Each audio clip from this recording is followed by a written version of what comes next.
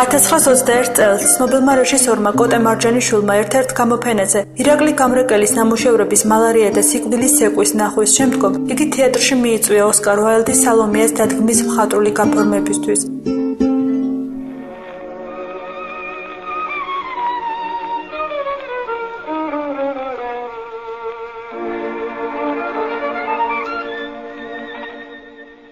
ამის შესახებ კირილ სტანევიჩი 1923 წელს წერდა. ეს პირველი გამართლებული ცდა უსახავს ახალგაზრდა მხატვარს უდიდეს გზას. ეს გზა არის ქართული სცენის დეკორაციული ნაწილის რეფორმაცია. შემდგომში მუშაობა და წინსვლა მხატვრის ამ მიმართულებით დამოკიდებულია ქართული სცენის ხელმძღვანელობაზე. უსურვებმა ცრულებით გამოეთხოვონ ვიწრო ეთნოგრაფიულ ტრადიციულ დეკორაციებს და გადავიდნენ ახალ შემოქმედებაზე.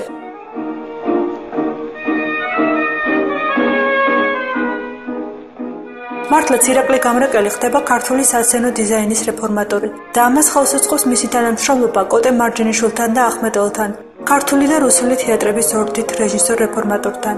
ირაკლი გამრეკელი ქართული მემარცხენე მხატვრობის ერთ-ერთი ფუძემდებელია. ფუტურისტების ჟურნალის აშორი S4-ის დიზაინერია, არის ჟურნალის მემარცხენეობა, იონა ვაკელის, გრიგოლ რობაგეძის, სიმონ ჩიქოვანის და სხვათა წიგნების დიზაინერიც.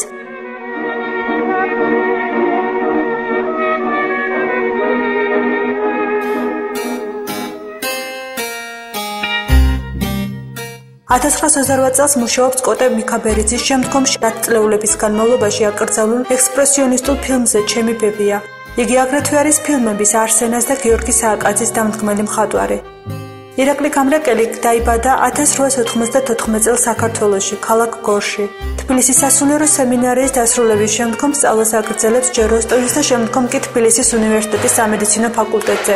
გარკვეული დროის მანძილზე სწავლობს თბილისის სამხატვრო აკადემიაში.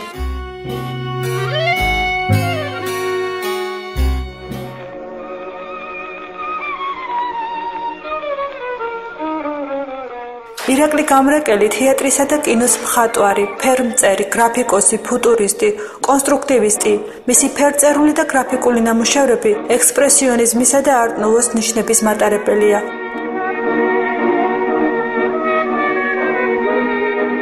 მისი მოღვაწეობის ძირითადი სფერო მაინც სასცენო დიზაინია. იგი ქართული ავანგარდული სცენოგრაფიის ერთ-ერთი ფუძემდებელია. 1920-იანი წლებიდან მისი თეატრის მხატვრობა ფუტურისტულია. მოგვიანებით უკვე მემარცხენეულ კონსტრუქტივიზმთან შერწყმული. ირაკლი გამრეკელი გარდაიცვალა თბილისში 1953 წელს.